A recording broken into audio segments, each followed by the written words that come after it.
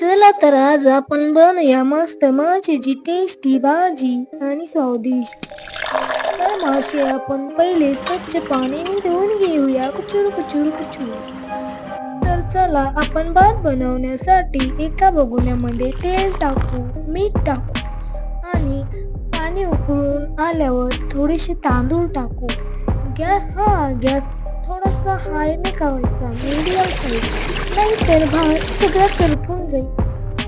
माशाच्या वाटण्यासाठी थोडेसा अद्रक, कोथिंबीर, लसूण, भुजवार, थोडेसे लवंग, मिरे आणि खोबरं पण घेऊ. चला तर मग आपण या मिश्रणाला पाट्यावर बारीक करू. हे बारीक होस तर चला तर तुम्ही व्हिडिओ आवडल्यास लाईक, सबस्क्राईब आणि कमेंट करा. चला तर वाटण बारीक अशा छान पद्धतीने झालं आहे. एका कढईमध्ये आपण तो वाटलेला मसाला चांगला परतून घेऊया. तेल टाकू आणि मसाला टाकून परतून घेऊ. 1 चमचा लाल तिखट, घरगुती मसाला,